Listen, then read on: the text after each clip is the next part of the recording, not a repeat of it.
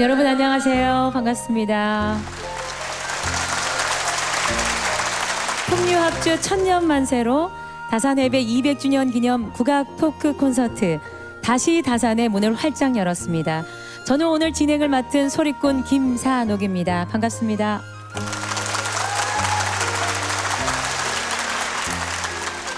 올해는 다산 정약용이 18년 동안의 긴 유배 생활을 끝내고요. 고향인 경기도 남양주로 돌아간 지 꼭 200주년이 되는 해입니다. 그리고 그의 대표적인 저술서죠. 목민심서가 발간된 지 꼭 200주년이 되는 해이기도 한데요. 이렇게 뜻깊은 해를 맞아 오늘 다산 정약용의 삶과 사상을 다양한 국악 공연과 이야기로 풀어보는 국악 토크 콘서트를 마련했습니다. 자, 먼저 다산 정약용의 삶과 사상을 깊이 있게 풀어줄 스토리텔러 연세대학교 강진 다산실학연구원의 홍동현 박사를 박수로 맞아주십시오.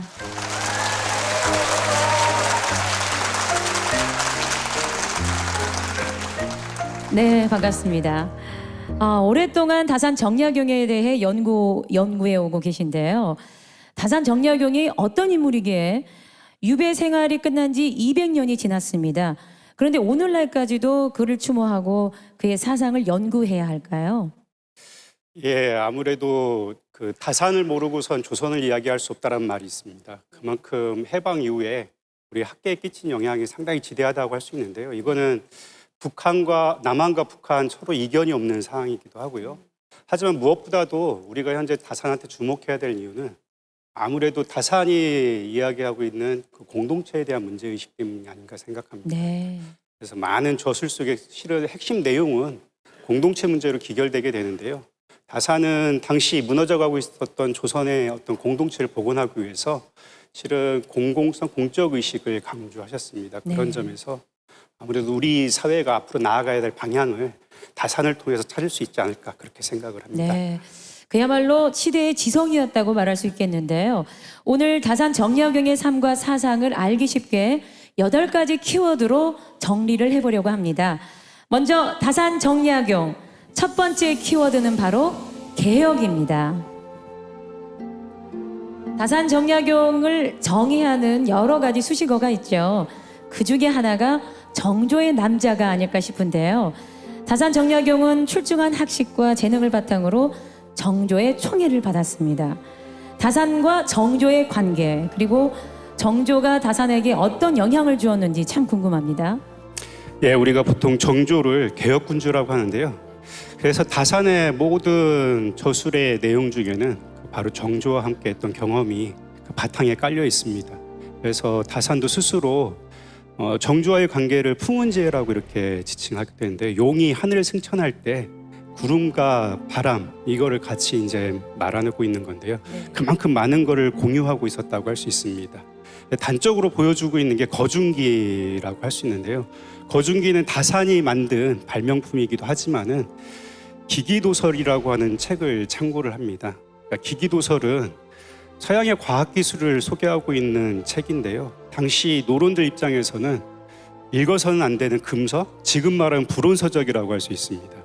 그런 책을 실은 놀랍게도 정조가 참고하라고 건네줍니다.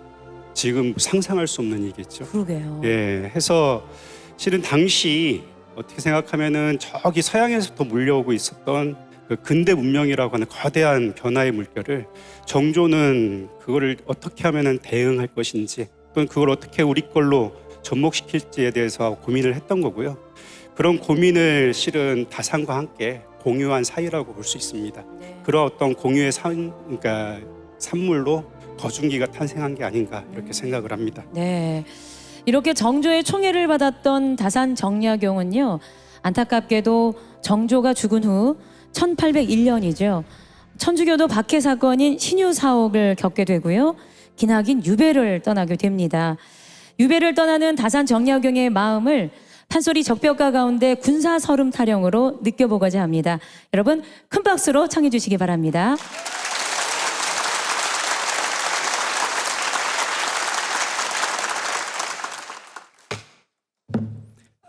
또한 군사 내다르며 아나이의 승상은 지금 대군을 거나리고 승부가 미결되어 천하 대사를 바라는디 너 이놈 요망스럽게 울음을 우느냐?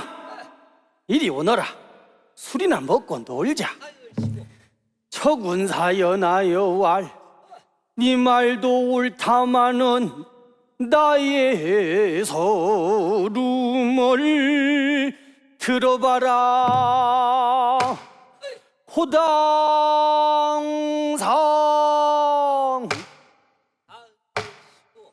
학발양친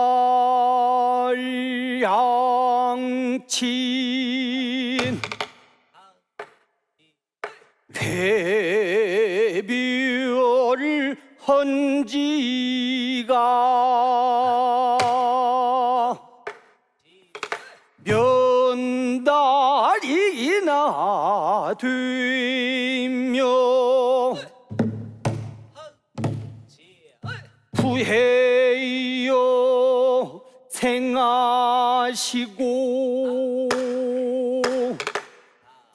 모해여 의유가 시니 욕보 근인된 호처 어그저방 그 기로구나. 화목하든 전래권당 규중어 홍안처자 천리 전장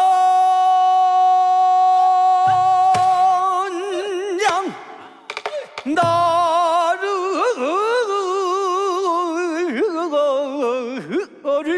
보내고 온 날이나 소식이 올 거나 내 길이나 기별이 올 거나 기다리고 바랬다가 서산에는 기울어진 이 추를 분만기 몇 번이며 바람 불고 비주 쭉 오난뒤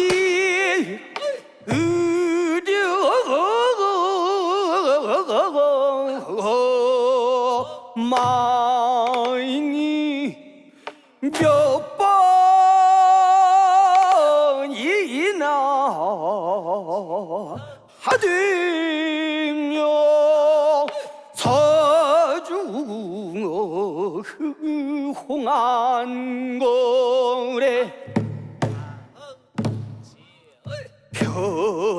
편지를 네 전하며 상사곡 단장회는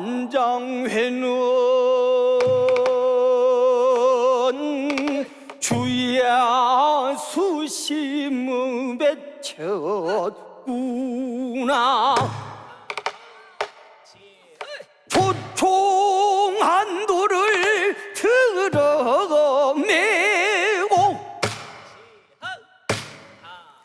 육전 수준을 섞고 헛째가 생사가 초서가기로 오구나. 만일 객사를 허거두면 괜히라서 안장을 하며 폴폭 사장그여 져서 오연은 파업이 된 듯 뒤려 손뼉을 또 나가리며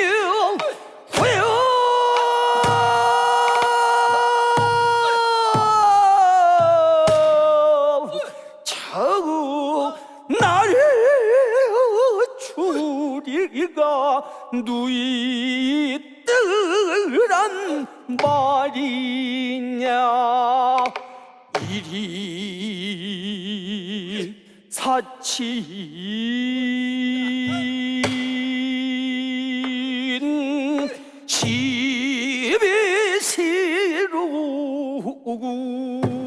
시비시로구나.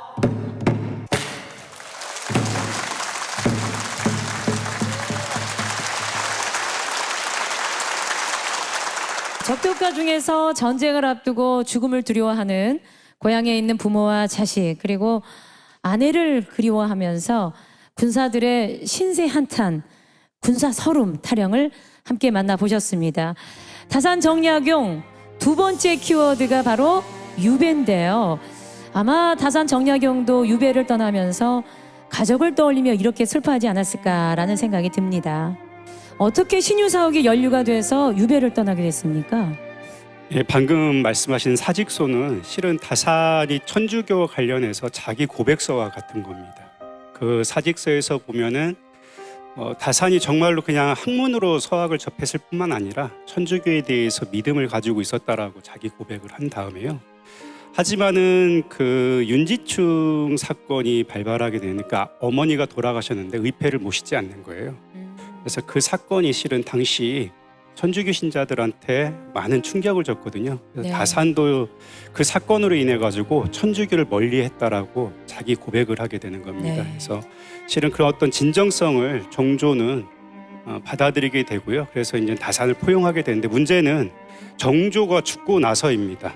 정조가 죽고 나서 바로 1801년도에 실은 다산을 시기했던 사람들 이걸 다산은 실은 다참묘지명에서 악당이라고 표현을 했습니다. 네.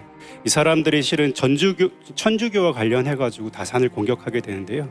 그 해에 공교롭게 다산의 셋째 형님 정약종과 관련된 책농 사건이 발발하게 되고요. 그 다음에 또 9월 말쯤에는 조카 사이였던 황사영 백서 사건이 발발하게 됩니다. 그래서 그 두 사건과 연관돼가 유배를 가게 되는데 흥미로운 거는 그 두 사건이 실은 다산이 누명을 벗게 되는 결정적인 또 계기가 됩니다. 왜 그러냐면요. 그 속에 보면은 그 형님 편지, 그 조카 사이의 그 백서에서 보면은 다산이 천주교를 멀리했다는 뉘앙스의 글이 나옵니다. 해서 결국에는 그것 때문에 목숨을 부지하고 결국에는 그 강진으로 어쨌든 목숨을 부지한 상태에서 장기로 유배 갔다가 또 이제 11월 달에는 강진으로 유배를 오게 되는 겁니다. 네, 아, 그렇군요. 자, 다산 정약용 세 번째 키워드를 만나보실 텐데요. 바로 그리움입니다. 신유사옥으로 셋째 형 정약종은 순교하고요. 정약용은 강진으로, 둘째 형 정약전은 흑산도로 기나긴 유배를 떠나게 됐는데요. 율정이라고 하는 지금 나주 북쪽에 있는 주막거리에서 헤어지게 됩니다. 이 이별의 슬픔을 시로 남겼죠. 그 절절한 슬픔을 생황 연주로 만나보시겠습니다. 여러분 큰 박수 부탁드립니다.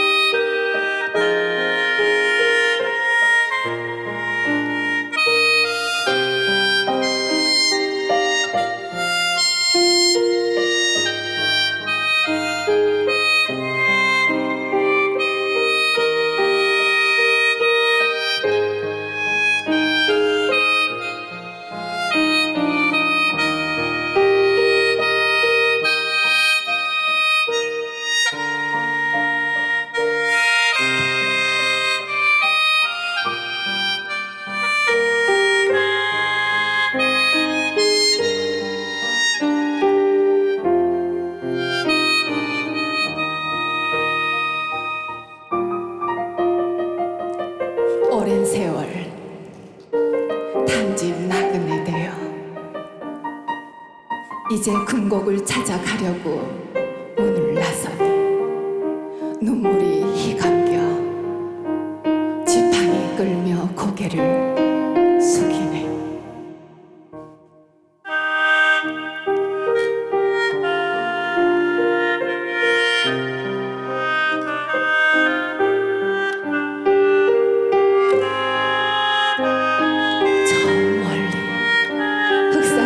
형님을 그리워하며 가파른 언덕 시내 지나 나무꾼이 만드는 길 조금씩 따라가니 그윽한 성문이 좋구려.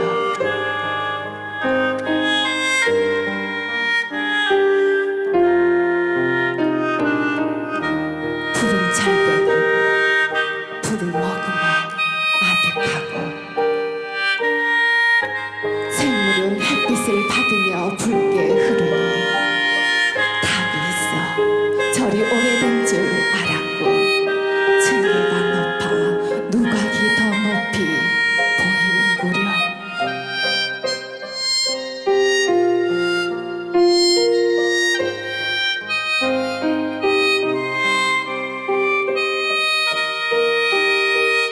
어린 새들 지저귀는 소리 다정하여 벼랑 끝 구불구불거리는 소나무를 바라보며 의감 벗고 편히 앉아 쉬면서 술잔 들어 근심 걱정을 흘려버렸네.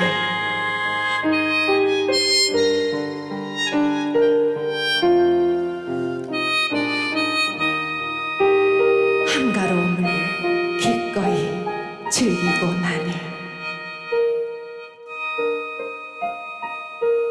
서글픈 마음 나지막히 읊조리네. 서글픈 마음 나지막히 읊조리네.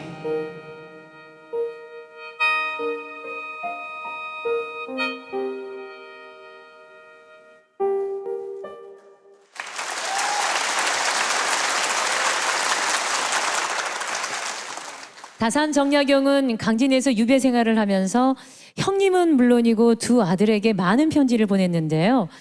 그 내용들이 참 궁금합니다. 예, 우리가 그 다산은 그 가족에 대한 사랑이 남달랐던 것 같아요. 그래서 많은 이야기들이 있는데요. 아까 방금 말씀하신 부인 홍혜환이 보낸 치마에 한자 네. 한자 써서 그러니까 두 아들한테 쓴 편지, 네. 그걸 책으로 만든 게 이제 하피첩이고요. 그리고 다산이 유일하게 자기 지우라고 일컬었던, 그러니까 자기를 알아주는 유일한 사람으로 자기 둘째 형 정약전을 또 네. 이야기하기도 했고요. 하지만 무엇보다도 이 곡하고 가장 잘 어울리는 이야기는 아무래도 막내 아들 농아와 관련된 이야기이지 네. 않을까 싶습니다. 그래요. 다산이 처음 강진으로 유배 올 때 부인이 과천까지 배웅을 해주는데요. 네. 그 부인 품 안에는 갓 돌을 지난 막내 아들이 있었습니다. 그런데 그 막내 아들이 유배 온 지 1년 만에 고향에서 홍역을 앓면서 죽게 됩니다. 그래서 그 소식을 듣고 다산이 이제 그 농아의 일대기라고 할 수 있는 농아 광지라고 하는 글을 쓰게 되는데요. 그 글 속에 보면은 정말 슬픈 이야기들이 많이 이제 나오게 되는데 다산이 여기 있으면서 막내 아들을 위해서 소라 껍데기를 주워가지고 고향에 보냈었나 봐요. 그래서 막내 아들이 그 소라 껍데기를 기다리다가 끝내 그걸 받지 못하고 죽은 뒤에 이제 소라 껍데기를 받게 되었다라고 이야기를 합니다. 그리고 누군가 이야기를 했는지도 모르겠는데 아버지가 오면은 자기 병을 낫게 해줄 거라고 그런 어떤 기대를 가지고 있었나 봐요. 그래서 항상 앓으면서 아버지를 그리워하면서 이렇게 칭얼댔다라고 이야기를 해요. 그래서 그런 내용들을 읽다 보면 눈물이 절로 나오게 되는데요. 그래서 실은 그런 농화에 대한 이야기가 아무래도 다산의 부성애를 가장 잘 표현해주고 있는 이야기가 아닌가 싶습니다. 네, 다산 정약용 네 번째 키워드는 애절량입니다.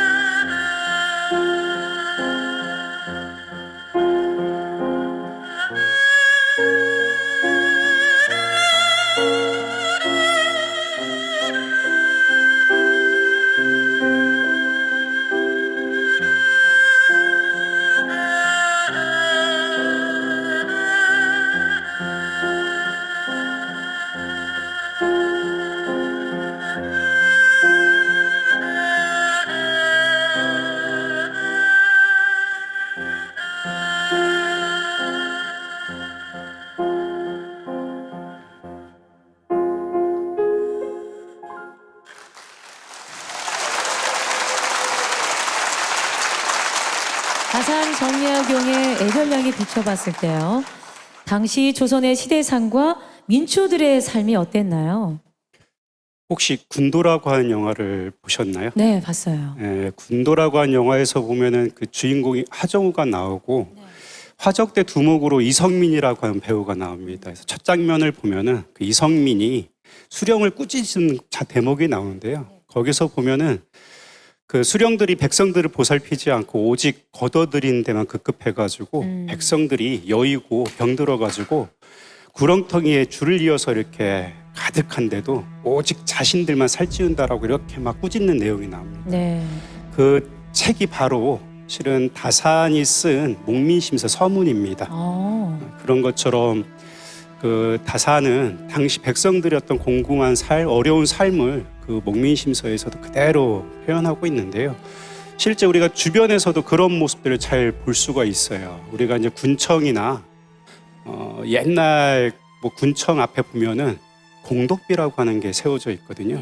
근데 그 공덕비가 원래 수령들이 백성들한테 잘하면은 나중에 이제 돌아갈 때 백성들이 알아서 자발적으로 고마운 마음으로 이제 공덕비를 세워주게 되는데요. 이때쯤 오면은 수령들이 원래는 왔다가 돌아갈 때 백성들이 세워주는 건데 본인이 오자마자 백성들로 하여금 그 공덕비를 세우게 강제를 합니다. 그런 일들이 비일비재했고요. 또 가장 지독한 게 실은 군포라고 하는 건데요. 그 애절량에서도 이제 이야기하고 있는 게 그 군포와 관련된 겁니다. 네. 군포는 지금 용어로 이야기하면은 군대 가는 대신에 네. 돈을 내는 걸 이야기하는 걸 텐데요. 오. 근데 문제는 어린아이 노인 할 거 없이 모두 그렇게 이제 세금을 걷어들이게 되고요. 심지어는 죽은 사람한테까지 세금을 걷어들입니다. 그래서 그걸 이제 우리가 이제 백골 징포라고 하는데 백골 네. 바로 시신을 이야기하는 겁니다. 그만큼 지독한 거였고요. 그러기 때문에 애절량에서도 보면은 그 주인공이 실은 자기가 애를 낳은 제다라고 하면서 자기의 생식기를 낫으로 자르는 그만큼 지독한 거였다라는 것을 알 수가 있습니다. 그렇습니다. 자, 다산정약용 다음 키워드는 만남입니다. 다산정약용은 강진에서 유배 생활을 하며 많은 이들에게 교우 관계를 맺었었는데요. 그 이야기를 듣기 전에 먼저 시조창 스승님의 따뜻한 손 감상해 보시겠습니다. 큰 박수로 청해 주시기 바랍니다.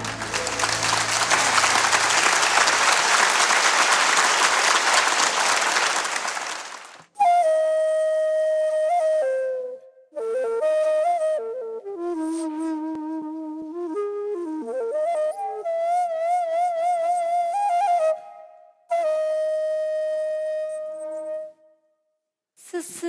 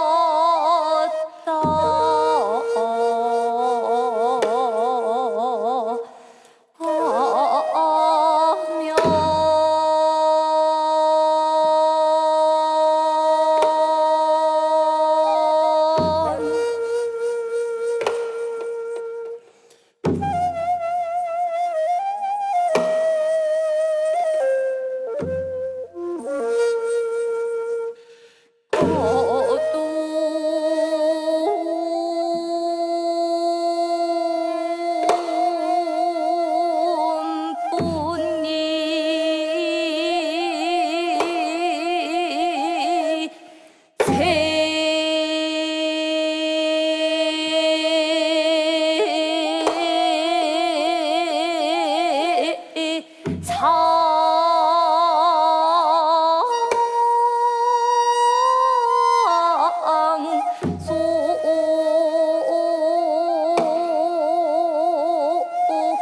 속을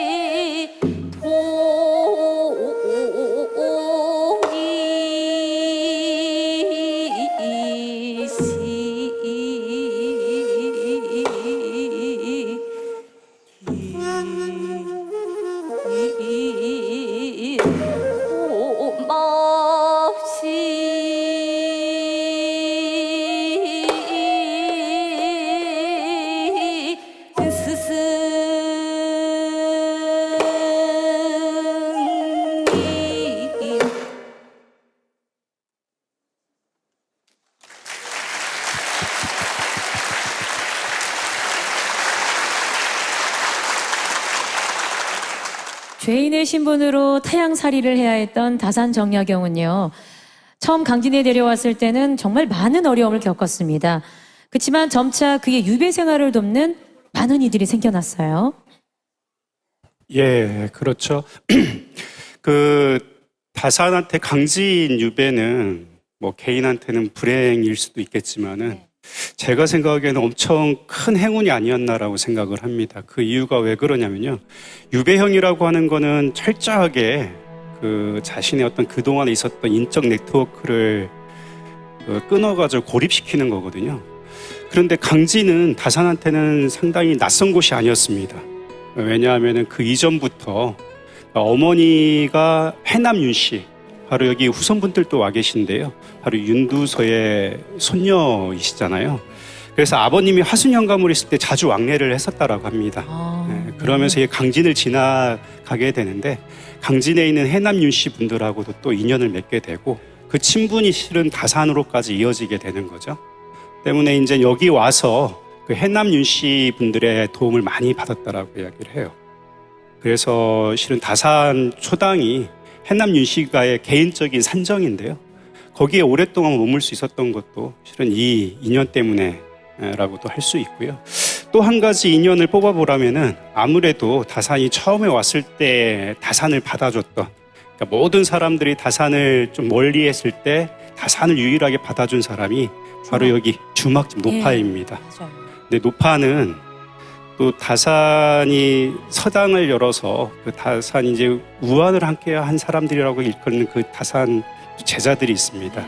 그 인연을 맺게 해준 인물이기도 하고요. 또 유일하게 다산을 꾸짖을 수 있었던 인물이기도 합니다. 예, 그 인연, 그와 관련된 일화들이 있는데요. 아무래도 다산이 오랫동안 이제 중앙에 있었고 또 공부를 많이 한 사람이다 보니까 우리는 이제 그걸 약간 먹물이라고 이야기를 하거든요. 네. 그걸 여전히 벗지 못한 게 있었나 봐요. 그래서 그 부분을 호되게 꼬집어가지고 실은 다산이 좀 낮은 자세로 백성들과 이렇게 함께 할 수 있었던 게 아닌가. 네, 그런 또 인연을 맺게 해준 사람이 노파가 아닌가라고 생각합니다. 네. 자, 다산 정약용은 강진에서 유배 생활을 하면서 엄청난 학문적 성취를 이뤄냈는데요. 근데 그 성취가 정약용의 능력뿐만 아니라 강진 주민들의 도움이 있었기 때문에 가능하지 않았나라는 생각을 해봅니다. 다산 정약용 다음 키워드는 다산초당입니다. 이어서 소리꾼 임진택의 창작 판소리 책 타령을 함께 감상해 보시죠. 큰 박수 부탁드립니다.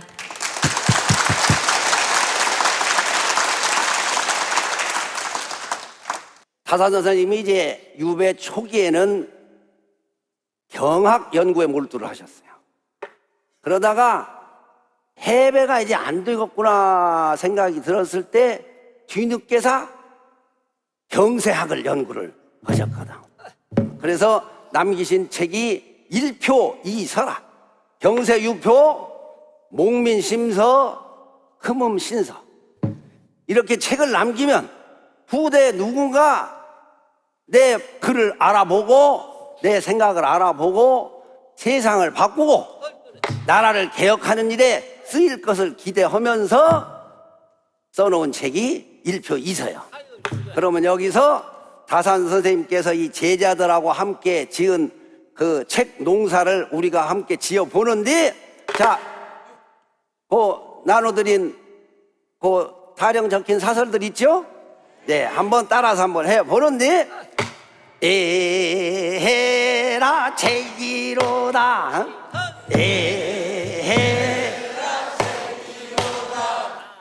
예송 논쟁을 끝장을 내니 기해 방제 변희로구나 에헤라 제기로다 아이들 교육의 바탕이 되는 소학 주관의 소학지연 에헤라 제기로다 신경의 내용을 묻고 답하니 신경 강의가 절로 들고 에헤라 제기로다 성경의 해설을 총정리를 하니 상서 고훈이 나왔구나 에헤라 제기로다 중용을 전혀 새롭게 해석해 중용 찾아물 전해놓고 에헤라 제기로다 음악의 경서로 외롭게 남은 악서 고전을 편해놓으니 에헤라 제기로다 육경사서 모든 경학을 빠짐없이 이루었다 에헤라 제기로다 경세학으로 넘어가자 일표 이서가 기다린다 에헤라 제기로다 에헤라 제기로다 에헤라 제기로다 목민관의 지침을 만드니 이것이 바로 목민심서 에헤라 제기로다 부정부패 가정주구를 공점으로 막아낸다 에헤라 제기로다 국가의 틀을 새롭게 짜니 이것이 바로 경세유표 에헤라 제기로다 법률 집행의 원칙이 서니 이것이 바로 금법신서 에헤라 제기로다 사람의 생명은 존중하니 삼가고 삼가해라 에헤라 제기로다 이리 책농사 짓는 중에 해배 통보가 내려왔구나 에헤라 해배로다 이제 에헤라 해배로다 에헤라 해배로다 에헤라 해배로다 에헤라 해배로다 에헤라 해배로다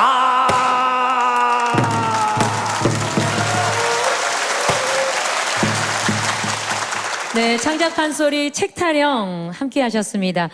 참 가사가 재밌네요. 에라 제기로다. 에헤라 제기로다. 야, 우리 관객들도 그렇고 박사님도 아주 센스가 넘치십니다. 예. 자, 다산 정약용은 사위제와 보은산방을 거쳐 다산초당에서 유배 생활을 이어가게 되죠. 기약 없는 유배 생활에서 좌절할 만도 한데요.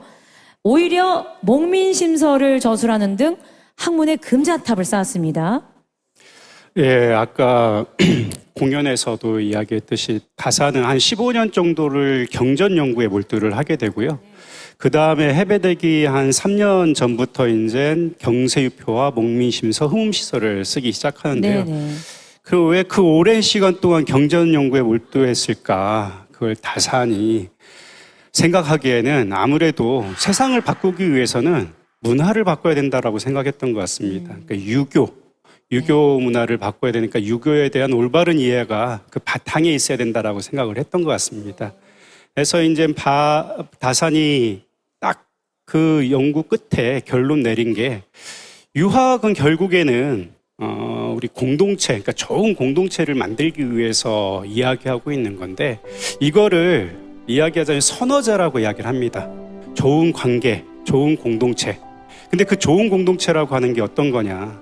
바로 서가 실천되는 공동체라고 이야기를 합니다. 서라고 하는 거는 지금 말하면은 공감이라고 이제 바꿔서 부를 수 있을 것 같아요. 우리가 뭔가 용서한다고 할 때 그 서, 용서하기 위해서는 그 상대방의 마음을 헤아려 봐야 되잖아요. 그런 걸 일컫는 건데요. 실은 서로가 소통하고 공감하기 위해서는 관계가 어떻게 형성돼야 될까요? 수직적인 관계에서는 될 수가 없는 거죠. 그러니까 수평적인 관계를 만들어야 된다라고 이야기를 하신 겁니다. 네. 그래서 그거를 위해서 경세유표에서는 법과 제도를 바꿔야 된다. 요즘에 개헌 논의들이 많이 논의가 되고 있는데요. 네. 그거 비슷한 거겠죠. 그러니까 법과 제도를 바꿔야 된다라는 게 경세유표고요. 그리고 국가를 운영하는데 가장 중요한 거는 공공성, 공적 의식이라고 이야기를 하는 거죠. 그것이 바탕이 돼야 된다라고 하는 게 실은 목민심서. 네. 그리고 또 이제 그 국가가 백성들로부터 신뢰를 받아야 되는데 국가로부터 신뢰를 받기 위해서는 뭐니 가장 중요한 거는 공정한 법 집행이 필요하다라는 거죠. 네. 그러니까 그런 법 집행하는 데 있어가지고 공정하지 못하다라는 생각을 갖는 순간 국가가 신뢰를 잃게 된다라는 거예요. 그래서 네. 그런 어떤 정의의 문제를 다루고 있는 게 흠음신서라고 할 수 있습니다. 네. 자, 엄청난 학문적 성취를 이뤄낸 것 같은데요. 다음 정약용 키워드를 만나보시죠. 바로 꿈입니다. 정약용의 많은 학문들이 많은 분들에게 꿈을 실어줄 수 있는 다음 무대를 준비했습니다. 창작곡과 창작무 하늘을 날다 함께 감상해 보시죠. 큰 박수 부탁드립니다.